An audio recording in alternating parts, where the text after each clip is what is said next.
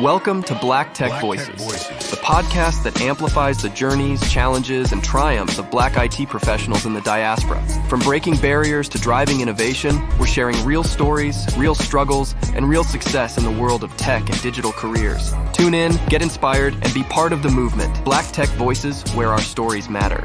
Welcome to another exciting episode of Black Tech Voices. I'm your host, Kunsho Akilmi, and today we have a special guest joining us.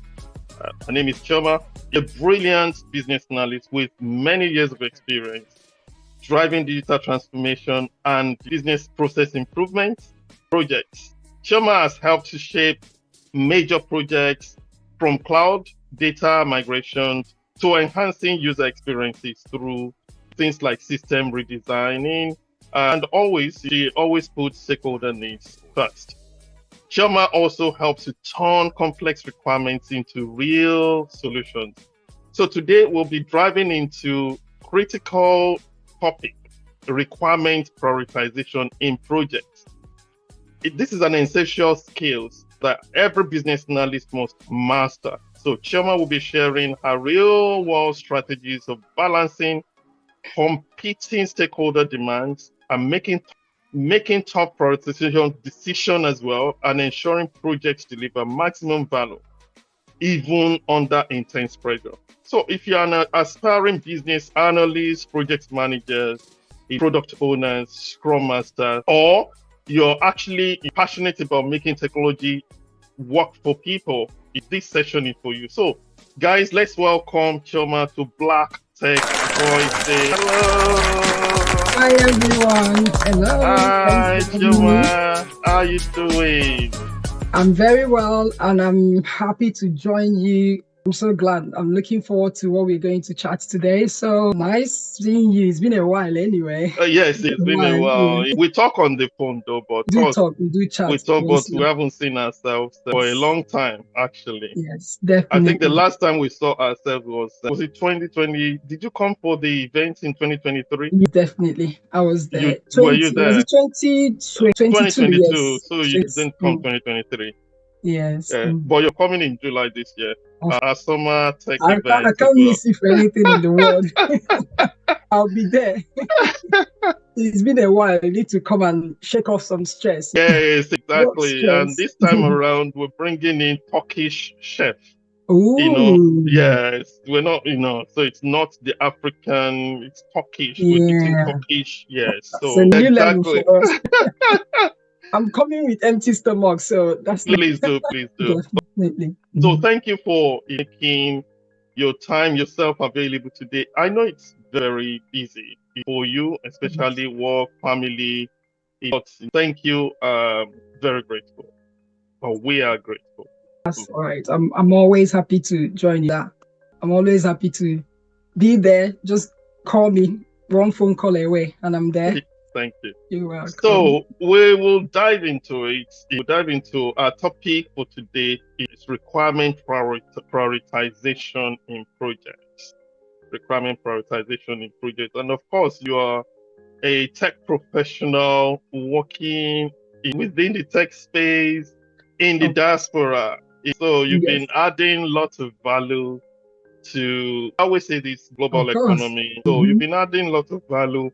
You've been helping your organizations, different organizations that you've been involved, that you've worked. You've helped them to deliver valuable solutions. So, and the first question that I always ask, because we use this to also educate and encourage people, those who are still doubting or those who are still thinking about it, whether they should dive into tech. So we use it to encourage them, for people like you that you're working now. So you can use your experience to encourage others.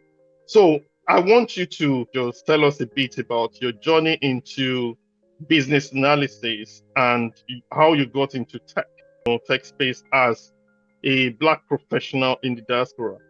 I understand your background anyway, so I know it's going to be different from a lot of people. I know. So, but you tell us a bit about your journey. Yes, a bit journey, in fact, of becoming a business analyst. So, go ahead. So thank you so much, like I said before, for having me. And my journey, and you've already said it, is quite different from every other person's. But like I said, there was a gap that was covered in the sense being in tech space. I'll say I've been in tech space for over a decade now. Going into dated back from studying computer science in CS, and also I've taught IT as well. And again, I've worked in IT space in diaspora as well as IT technician, IT support engineer, and service desk analyst, whichever one. And tech is not something new for me. I think I've lived and breathed tech for some time now. But I'll say still there was a gap. All this while I was in tech, yes, I was doing it, but was I really enjoying it the way I am enjoying it now? I'll say probably no, because business analyst, I understand, is a softer side of IT or softer side of tech. So my previous work experience in tech has been, it ranged from sitting on the desk and listening to people on the phone and resolving issues, troubleshooting over the phone, and ranges from that to literally climbing ladders. Honestly speaking, I've been there, done that. I'll climb ladders, mount routers anywhere, and crimp cables, and just literally run cable to make sure there's network in an office. I travel from one city to another to get it done. And sometimes, and being me, who I am, a finisher, when I don't get it done the way I want, I'm literally bending my head there to make sure it's all done. And sometimes I find myself struggling with time with the kids, making sure everything is all done well, because technical side, the proper technical side of IT is all about troubleshooting and giving solution. No one wants to know, are you working on it? Or what the question is, when is it going to be done? So it's always like that. And there's a pressure to make sure it's all done and all done properly. When something breaks down in an office, say the whole internet is gone, nobody wants to know, sit down and listen to you ask them questions. It's all, once they see you go, that's the IT lady. When is it going to be done? When are we getting internet? When is the printer back? When is this going? Like, so it's just an ongoing thing up until at some point I was thinking about, should I change my routes and all that?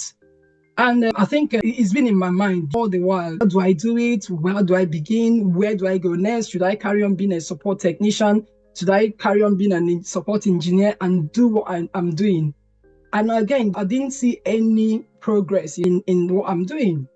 And when you have something in your mind, determined to make a change, there's a difference between not knowing where you are or where you want to go, than knowing where you want to go and making efforts to get to that place.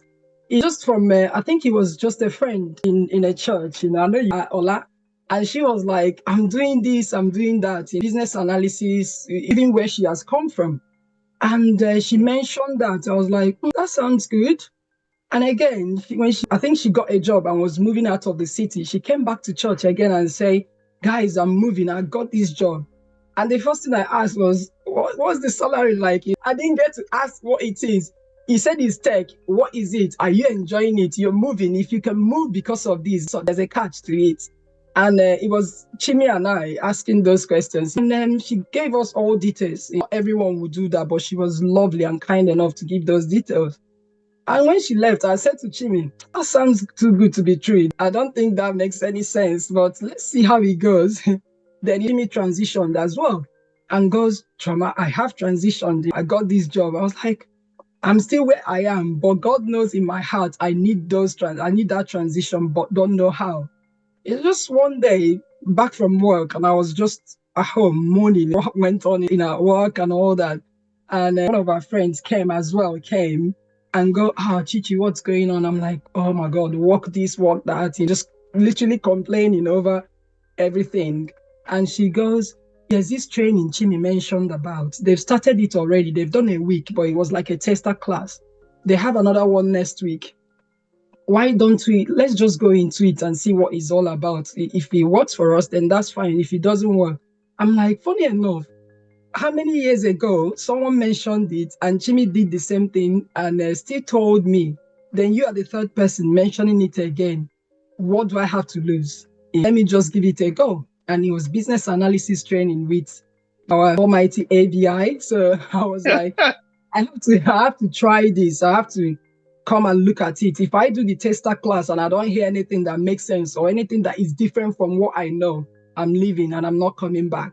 The first class I joined, I think it was success stories and people talking about how they've transitioned, where they've come from and where they are now. And I looked at it, I'm like, let me make sure my technical head has already told me to see how I can find out that these are not pre-recorded messages and just like marketing strategy to get us all in.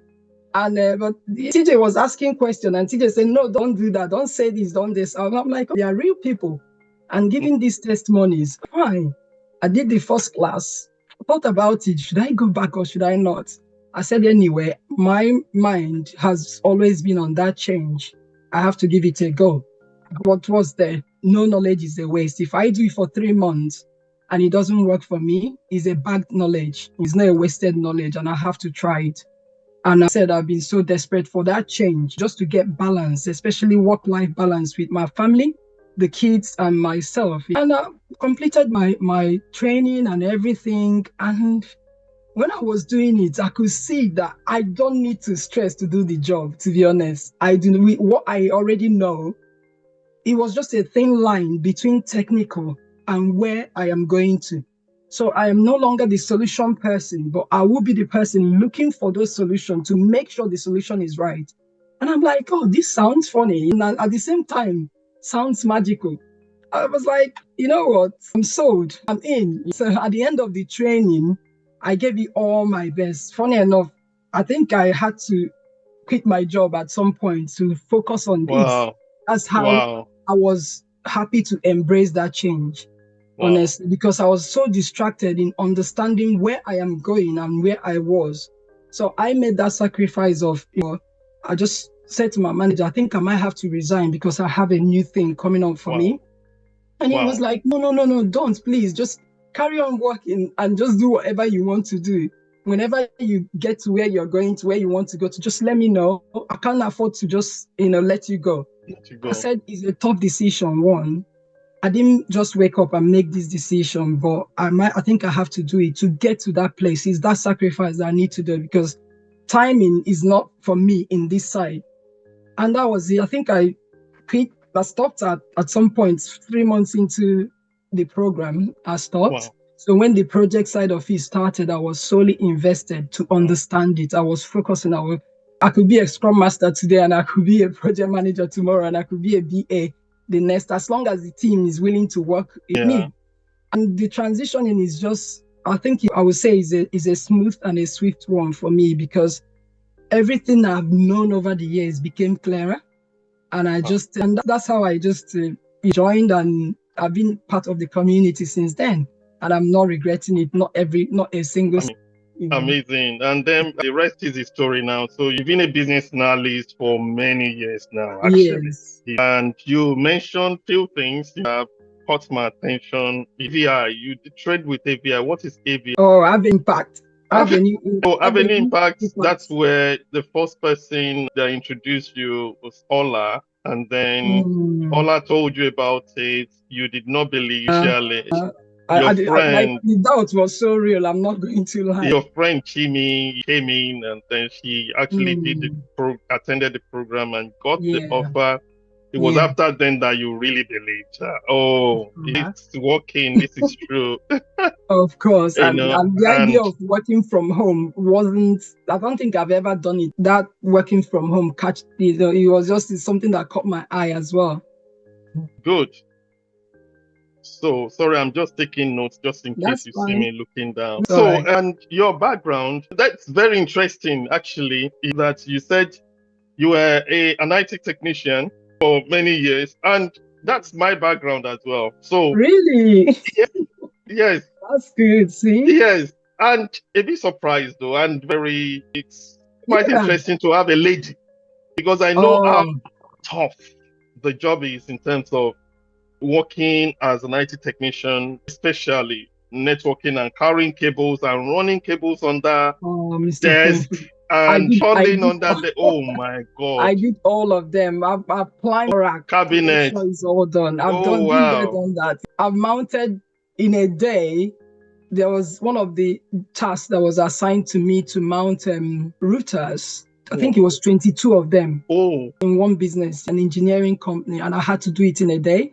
So you literally have to climb a ladder, my remove the goodness. old one. We were replacing the old one with a Cisco router. It's also a firewall Yes, as well. let's go So you around. have to climb the ladder, literally yank the old one off and then put the new one, turn on the lights, make sure the light is on because you put in the network cable, make sure the light is on, then still go back and reconfigure it, make sure it's all part of the network. So Yeah, I think it was wow. 22 of them the whole day from morning till Oh, 6 o'clock.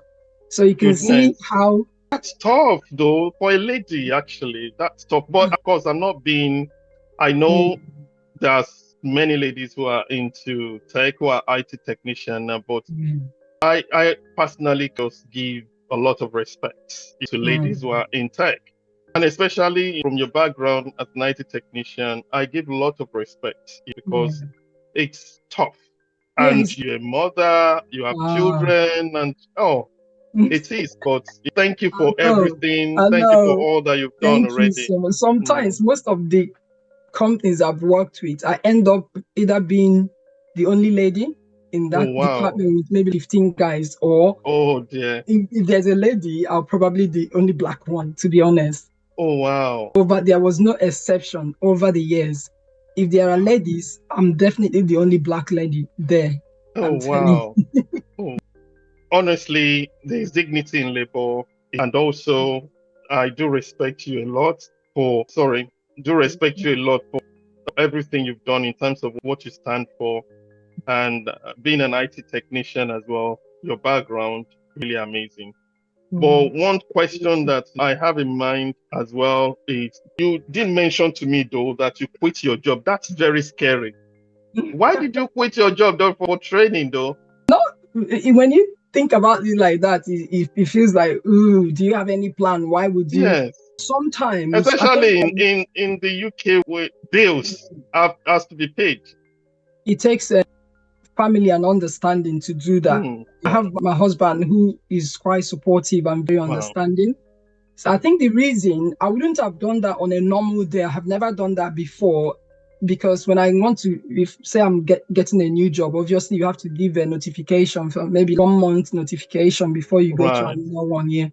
But the company where I was working at that point, my mind, my soul, my spirit checked out a long time. I'm not gonna lie. Right. It was something Right.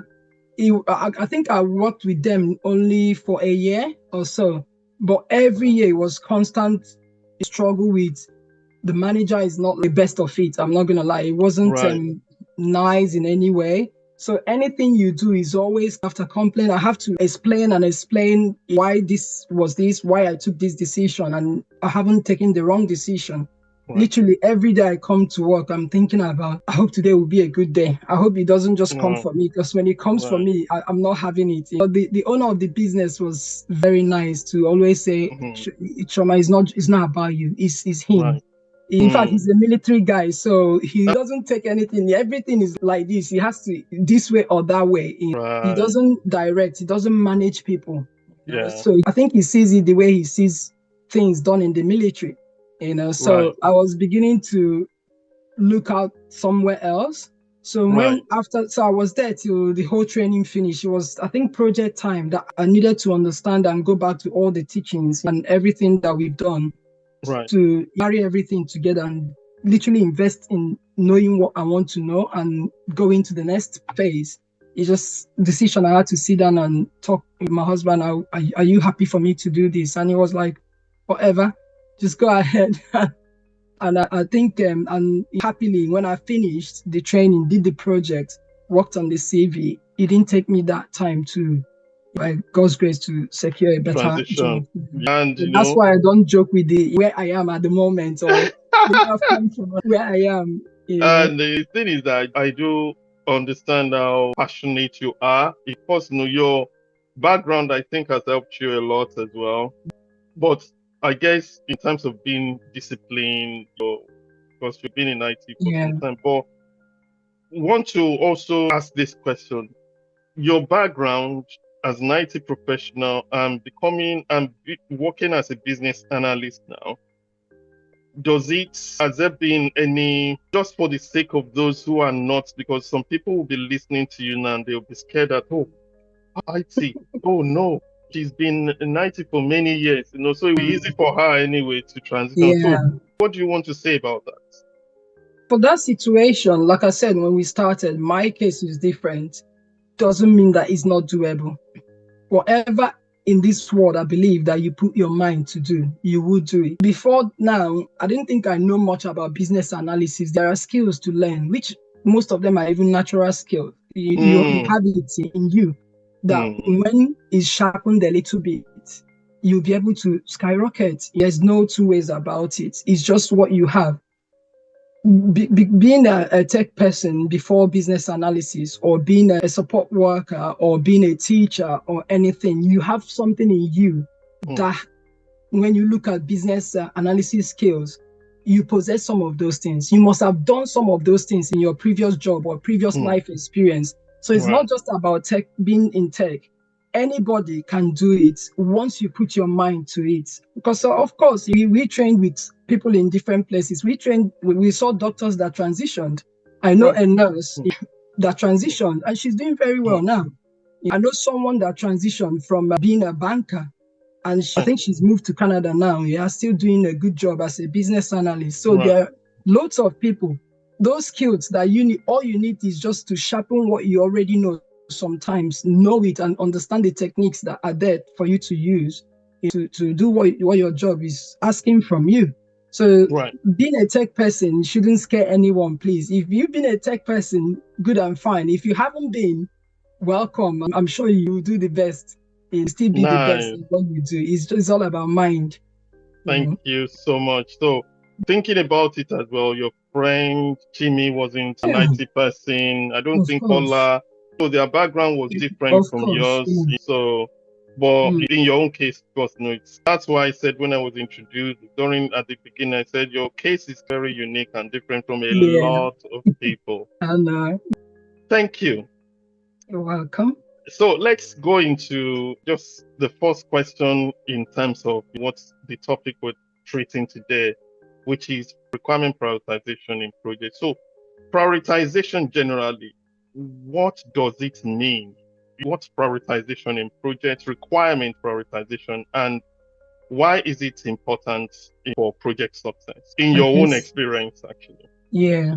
So good question, because like you said, prioritization, firstly, I'll say prioritization in real time management is simply the process of determining the order in which one should tackle goals or activities or even tasks based on their importance and urgency.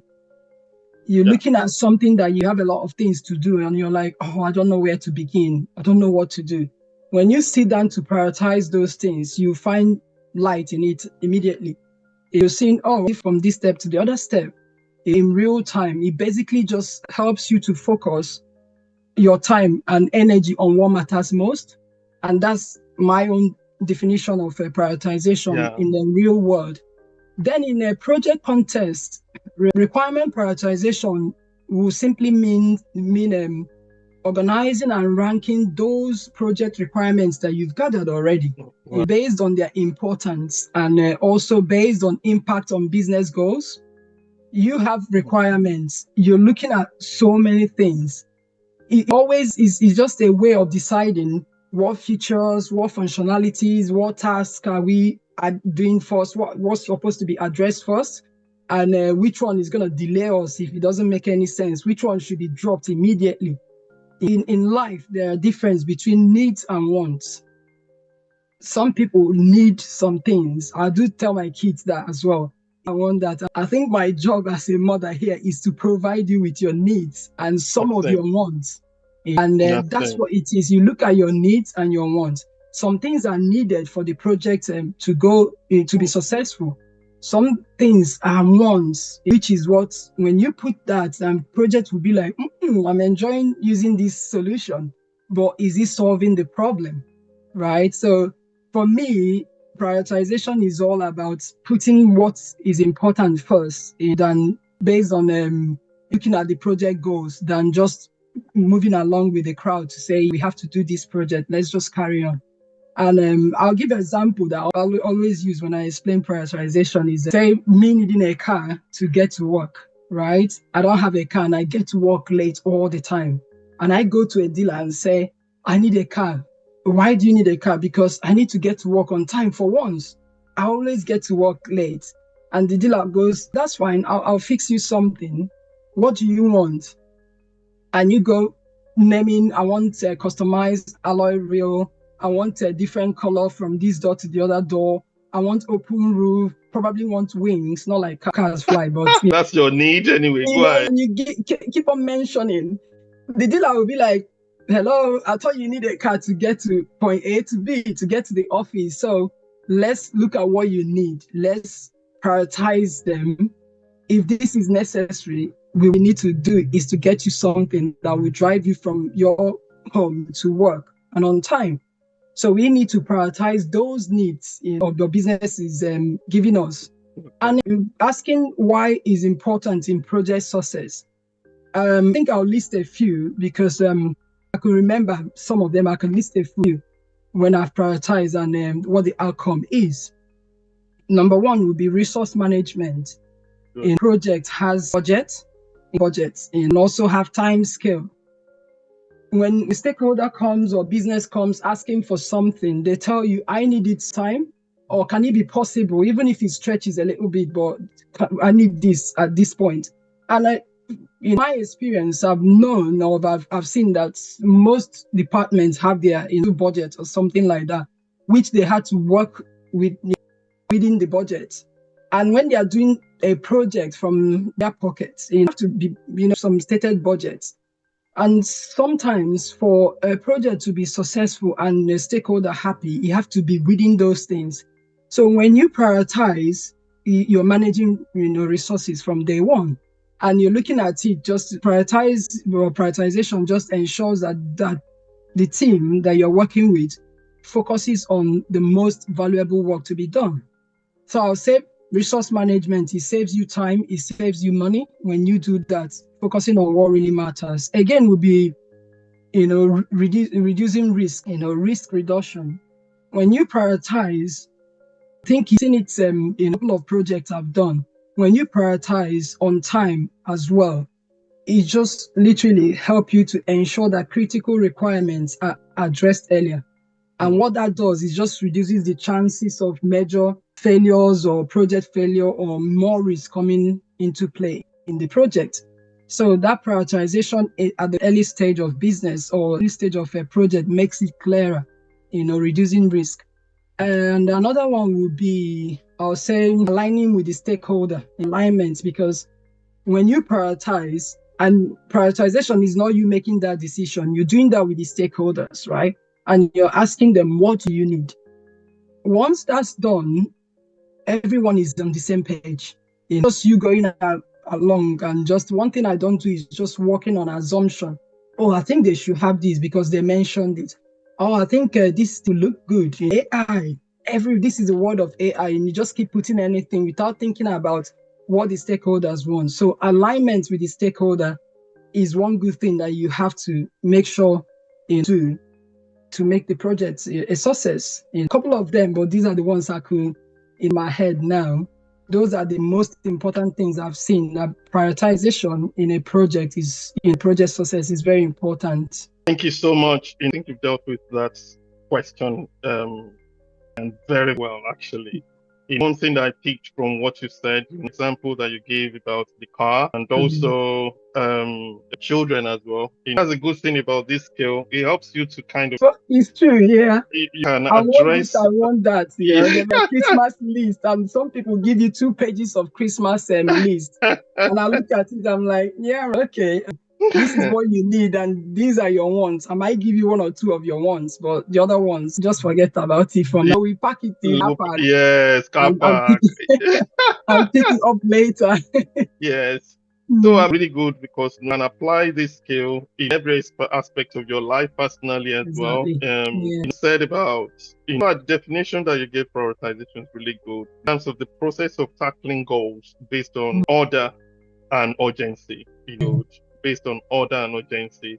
And that's why I call it in project management world, needs. Yeah. Business Wants. wants. Yeah. Exactly. You look at the needs and then help business to kind of identify what are critical, said Exactly. the critical needs would add value immediately to business. And that's the work, and that's what you've done. And that's Yeah. what you are doing as a business analyst. So to help business identify those critical that will help to add value Of in course. compromising quality. Yeah. So quality is also very important. You don't Okay, want a project that you finish up your project and they're asking, what was it again that we started in the first place? So, question that your experience though, do you typically work with stakeholders to identify, because those requirements or which requirements are critical as well? They are not things that you will do by yourself. Yeah. So, how do you work with your stakeholders to identify those requirements? Tools do you use? There are so many tools that we can use. Like the most popular one, Port Matrix, yes. Scoring is there. So which one? The thing is, there are so many. All of these tools are there. All of these techniques are there. You're not going to use everything, to be honest. How have you worked with your stakeholders? I think these are two questions in one. You work with stakeholders to identify those requirements, and of those tools have you used successfully?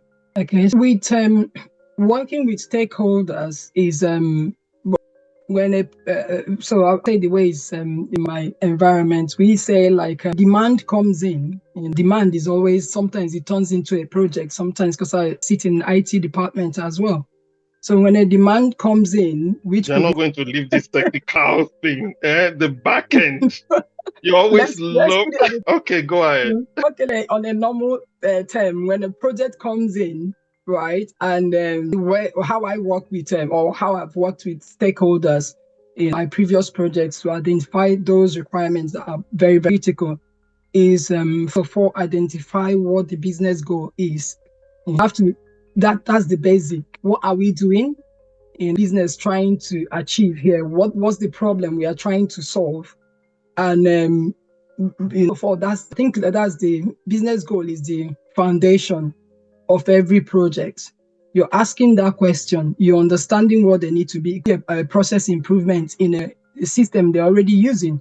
It could be a digital transformation, everything manual, we are putting in a new thing in what the business goal is. Once you're able to identify and establish what a business goal is, it gives clarity, okay, on this, how do we go about it? You want a solution. And you are there to sit. Remember what the business analyst job or task is to bridge the gap between technical and business itself. Once business goal is established, it gives me understanding to say, it gives me like a direction. This is where we are going to. I do research, what's involved. And secondly, obviously, you have to, I facilitate workshop or interview with the stakeholder, sit with them and hear from them. And remember, stakeholder could be anyone. It could be business head. It could be the power users. It could be anyone. It could be just the normal users of that system, depending on what the project is all about. So establishing business goal is one. Facilitating your workshop or interview to the stakeholder and ask questions that they see most important in this project, where your prioritization is coming in now. You want this, we understand. What is it exactly that you want from this? Before every other thing comes in, take out what's the most important, sitting with the stakeholder.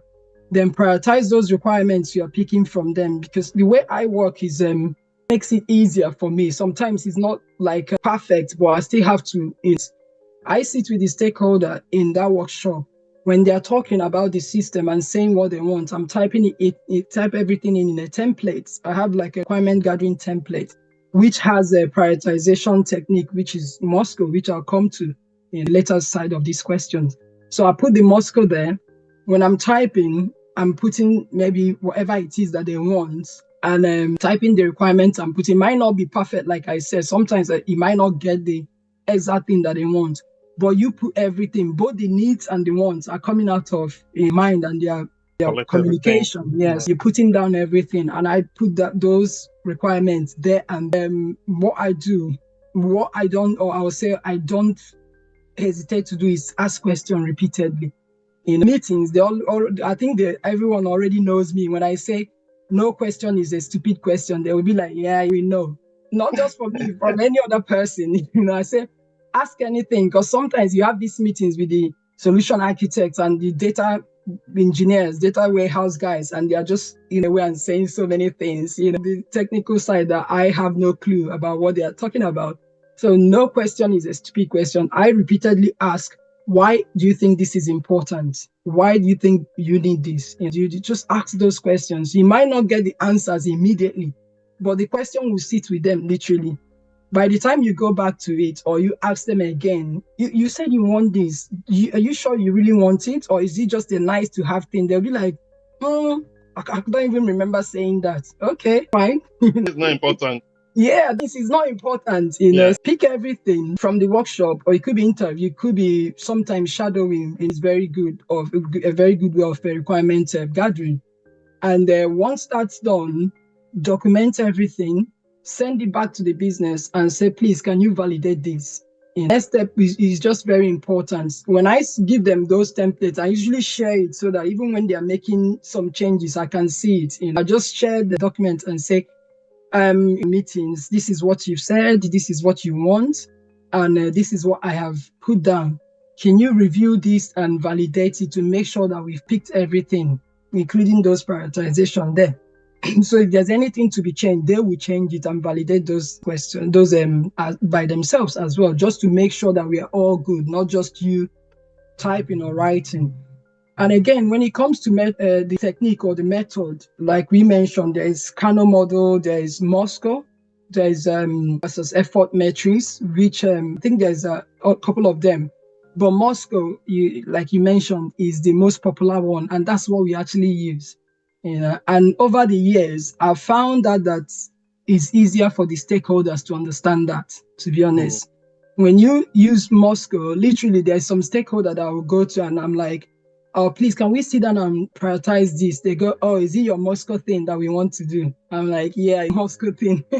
So they do understand it, because it's as simple as must have, and won't have. They're looking at it. They are telling you, oh, no, that's not required. You put that. Oh, that's important. So you do it with them, and they see that prioritization is going on. With that, it solves every business issues at that point. So for me, it's a simple one to use. Sorry, easy for the stakeholders to understand, and also works in that tight deadline, because you're looking at it, you're just prioritizing using that immediately. So for me, Moscow it is any day, anytime. If there's any project that requires any other technique, yeah, do it, but I use Moscow. Okay. Brilliant. Thank you so much. That's very intensive. So much. And guys, you can put your own requirements approach. If you're working already as a project professional, in comments below, just put your own approach and techniques and tools that you've used. Let's learn from each other. Thank you so much for that comprehensive in terms of the approach and the techniques you've used. I feel that it just depends. It also depends on the project, the environment, the tools, the techniques you're going to use. Exactly, yeah. Will really depends on environment, depends on the stakeholders, those whom you are stakeholder, because sometimes you could use the weighted scoring model as well. It will be Kano model. You just want to look at your stakeholder, and then what works for someone, yes, the techniques you're going to use will kind of determine the stakeholders you with at that point. You also want to, in what you've said, you were careful about delving into real projects and all of that, but I'm not going to say talk us through your real projects, maybe at an high level, for our audience as well? Are you able to kind of walk us through maybe like a real project where the right requirements has made a big difference, actually? Yeah, of course. Yeah, I said I've been part of projects, and I will say, let me see one that stands out. Yeah. I hope I don't go into too technical again. I'm sorry, but it's a good project that anyone can handle. Literally, I've done a project in finance. Funsha, I don't know anything about finance. I had no Oh, clue. The words they amazing. were using was just flying, but I know what I was there for. So it could be any project. So I've worked, was involved in a SharePoint migration project, and what it was a SharePoint. Business was trying to, or was planning to migrate the on-prem SharePoint to SharePoint Online, because the Okay. server hosting that SharePoint is already outdated. I think is gone way back 2007 server or 2008. Oh, wow. Yes, so as an old one is not reliable at the moment, given where the tech world is now. And I So guess it will be out of support as well from obviously out of support from Microsoft or so. Microsoft, yes, Yes. out of support way back. So it was just like up all the time. So the project was just aiming at migrating those the SharePoints we have on that old server to SharePoint Online. And the data involved in this, I'm about data is dated way 2010. So over a decade worth of data. And when the project was introduced, the first thing that the initial instinct from the stakeholder was, yeah, that was our data, migrate everything. Everything, every document, every site in list, we just migrate it to the new platform. When we have time, we can look at it. Right, they have said migrate the data, but what they haven't said or haven't thought about is how much data we are talking about. So in that project, what I did, the first engagement for me with the stakeholder, the stakeholder was like, I don't think we have anything to say. I've already said migrate everything. But I'm like, no, we have to look at it and see requirements are here and also prioritize it. The data is a lot. We're talking about data that no one has ever touched before. So we need to prioritize those. And believe it or not, we still use Moscow in this aspect. What we now did, what the team came about with, the must migrate, it should migrate, the could archive or could migrate, we call the archive, and also the won't migrate. It's still Moscow technique going on here, but when we did it that way, sitting with the stakeholder, we are looking at the must migrate has to be in data or content that has been maybe used in the past 2 years. And the should migrate will be like maybe project documents. You haven't used it, you haven't touched it, but maybe that has dated in the last 2-3 years, depends. Then could archive, we could be like some of the historical data with low access rates, goes there, but it's quite important. Maybe something that they use every 5 years, every 7 years, depending on what it is. And the won't migrate will be the redundant and outdated data, something that they don't need. They are holding it. Haven't even touched it since 2010. Those, by the time we sat with the technical team, me and the stakeholders, we looked at it and prioritized it this way. It actually just gave us a bit of insight to project scope. Right, so we are looking at it. We are now seeing what is needed and what is not needed. In fact, by the time we finished prioritization, the project manager was like, "Oh, that made my job easy," because he was the one prepping the business case and the SOP, and he was like, "I think I know what I need to do now. We are not moving everything. This is what it is."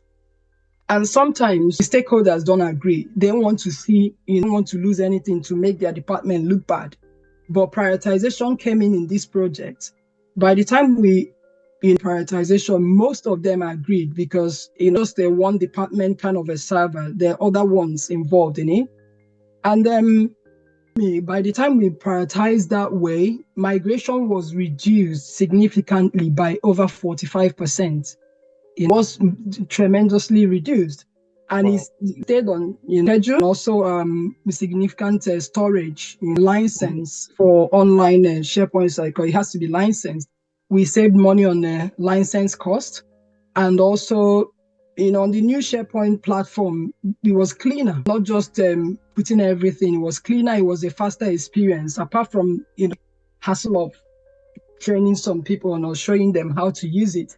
But the key takeaway in this is that by the time we finished the prioritization and migration, it was a success. And if not, we would have spent a lot of money and a lot of time migrating what we call digital junk, to be honest, digital junk onto the new platform. And the struggle they had before will still be the struggle they'll have on the new platform. So what's the point of the migration?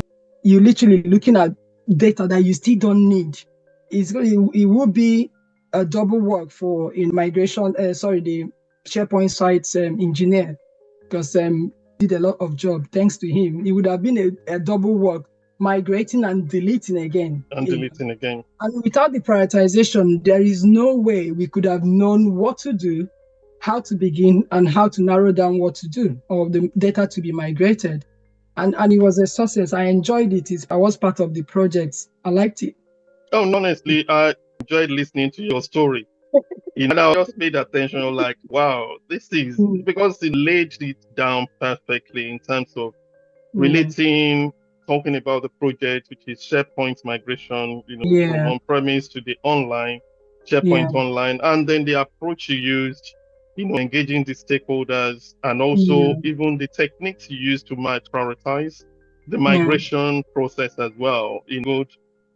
Categorize them into must migrate, should migrate, could migrate, won't migrate. Exactly, I think it simplifies it a lot. And what we always do in ABI, keep it simple, isn't it? Keep it simple, yeah. Keep That means a lot. Even at work, people like to themselves. I'm doing this, I'm doing that. I do the minimum sometimes, and it works. Because of time, I think we'll try and wrap up. I'm going to, in this question, in terms of your advice, some people who are aspiring to become business analysts, to even become project professionals. Some of them want to transition and want to be like you, shining. So what advice would you give them? Actually, before that, in terms of conflicts, when you're prioritizing requirements as well, there'll be some conflicts, isn't it? Yeah. Have you experienced anything like that at all? Oh yeah, of course. From stakeholders. Yeah, I'll use this project I just mentioned because it was a big project.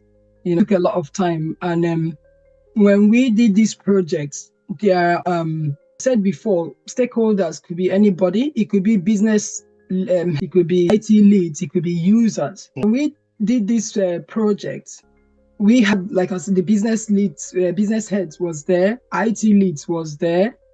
And of course, the business partners were there as well. And had that conflict of them saying, is our data, is none of your business, migrate it. And you know how that feels when you go there. I don't dare to argue with the stakeholders to say, but you don't need this. And you said, what's your business? So those kind of a thing could be a conflict. I was trying to say this, that, and do that. But if we narrow it that way, they were not having it. Of course, sometimes they look at you like, I'm the business head. What decision of yours do I have to in mind? And again, I handled it initially. Obviously, stakeholders are saying migrate all, but IT leads are saying it's not going to happen. It's not possible. That's a lot of data to migrate. We are not doing that. And I'm now torn between to narrow everything down and get everyone to come to terms with what we are doing here. So for me, when I have challenges like that, because I see it as a challenge, and I have those challenges, I don't let anything sit on my table, to be honest. I can't be a blocker for myself. It's not going to happen. I escalate. So what I did was, because we have meetings in all IT departments, and if you have any concerns, you can bring it up. So I did speak to the IT director who organizes the meeting all the time and say, this is what I'm facing in a project, and some of the IT leads here know what I'm talking about. Is this something I can escalate to you? And this, oh yeah, fine, talk about it after the Deal with meeting. it. And I messed in him with the details. I think what they did was to talk it out in their SLT meeting, in which is the senior leadership team meeting, and which they have, I think, every week. So he did say, you know what, Chioma, leave it for me. I'll see what I can do. I'm like, okay, fine, hopefully. And, at the end of it, he came back to say, you know what, just fire email to anyone that you wanted to email and see if you can put in a meeting with them and they're willing to listen to you at that point. Right. So, like I said, I don't let anything sit on my table. I don't want to be the one when you ask questions. Blocking I'm your like, job. no, I don't. I have to put it somewhere. So when you come back, I'm like, I've done this I've and I'm done waiting this. for that response. So escalation is always good. Escalating politely, not just go there and start complaining. Oh, I did this and the person is not. So escalate politely is what I always do and wait for the outcome. You always turn out well. That's Mm. a fantastic experience that you've shared there. Mm. One other thing that I've noted, I wrote down was also that when you find yourself in situations like that, because escalation is the final, last resort, Yeah. but also want to make sure that we drive the benefits and the Yeah. value, drive them through to the Stakeholders, yes. so they can understand first the benefits of why we're migrating. It will actually be a complaint from them. The system is too slow, it's dragging, or we can't find this data. Data are not easy to data are not easy to retrieve. But the important thing really is drive the benefit of why migration is taking, or why that particular Yeah. is taking place. Because sometimes they could have forgotten. At the end of the day, because you're dealing with senior leadership as well, you Yes. needed to also. I think the technique of escalation is also very valid. Which is really good. Okay. So, how would you then advise Black professionals or Black people? Yeah. So using the word Black people, but how would you advise business analysts, to transition into tech? Working as a Black professional in diaspora, there are many people who want to transition into tech. I hear a lot of people, being afraid. Yeah. It's IT and it's technical. I don't want to go into this because I'm scared. Exactly. Yeah. A lot of people actually call me because of what we do, mentoring, coaching, and all of that. So they call me, and by the time I sit down with them to explain this, you get it. But not everybody would call Kunsho. Not everybody can reach out. Of Why course. we have this platform. Reach out to Yeah. public, to people, many people are interested in transitioning, but they are still doubting. In fact, some people don't even have a clue. They don't Yeah. understand what to do. So, what advice would you give them, being a Black professional in the diaspora? Okay, so for me, mentioned before, when you put your mind into something, that's the foundation of it. Just think about it and make that first step. If you are listening to us today and you want to transition, just give it a go first. That's the thing. Instead, when you don't try, you will never know. Me, as a Black person in tech, I enjoy what I do, first of all. And I don't think I have two heads. My dad always say, does this person have two heads? If they can do it, don't you think you can do it? Give it a go first. Just think about it. Don't hesitate. Your mind, like you said, you won't even pick up the call to make that phone call to ask. Ask. Anything, me already. There's no silly question. Ask question and say, I've seen this, I've heard about this. How do we go about this? Is this something I can do? And when someone explains to you, like you said, I've come across people who have come to me as well in the same light. You business analyst now.